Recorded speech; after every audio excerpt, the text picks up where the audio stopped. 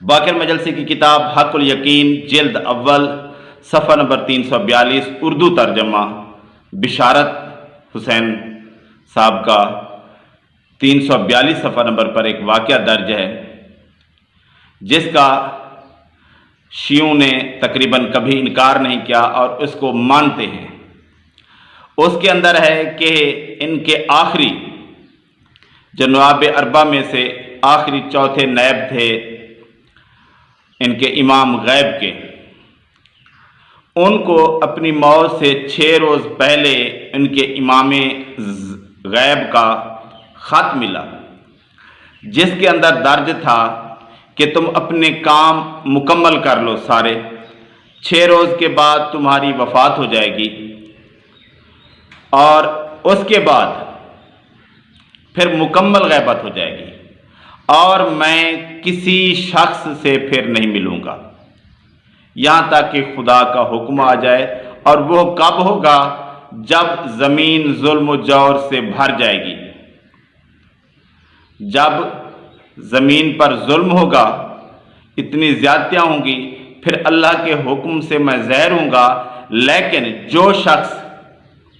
دعویٰ کرے، اور بعض شیعہ دعویٰ کریں گے، تو جو شخص دعویٰ کرے سفیانی کے خروج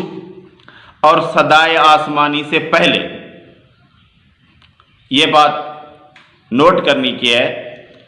سفیانی کے خروج اور صدائے آسمانی سے پہلے جو شخص بھی دعویٰ کرے، اور یہ بھی ہے کہ بعض شیعہ دعویٰ کریں گے، جو شخص بھی دعویٰ کرے وہ دروغ گو ہے، وہ جھوٹا ہے۔ یہ بات معمولی نہیں ہے،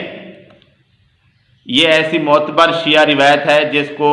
شیعہ مانتے ہیں۔ اس کے اندر یہ بات واضح طور پر ہے کہ جو شخص بھی دعویٰ کرے اور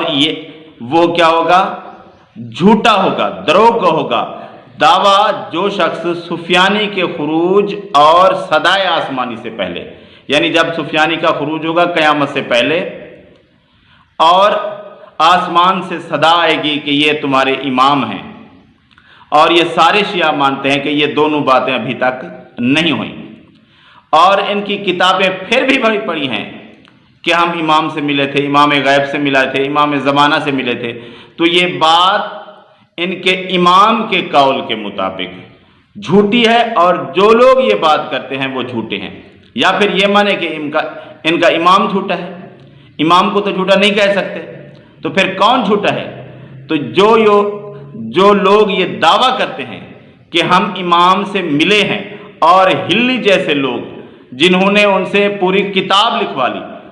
تو وہ کتاب بھی جھوٹی ہے، ہلی بھی جھوٹا ہے، کیونکہ ان کا امام، یا پھر امام پر الزام لگائیں، امام پر تو کبھی الزام نہیں لگائیں گے۔ تو پھر ان کے جو علماء جنہوں نے دعویٰ کیا ہے کہ ہم اپنے امام غیب سے ملے ہیں، وہ سارے کے سارے جھوٹے ہیں، کیونکہ یہ ان کے امام کا واضح طور پر قول موجود ہے کہ جو کوئی مجھ سے سفیانی کے خروج اور صدائے آسمانی سے پہلے ملنے کا دعویٰ کرے گا وہ جھوٹا ہوگا۔ تو یہ سب جھوٹے ہیں، یا پھر امام پر جھوٹے ہونے کا الزام لگائیں۔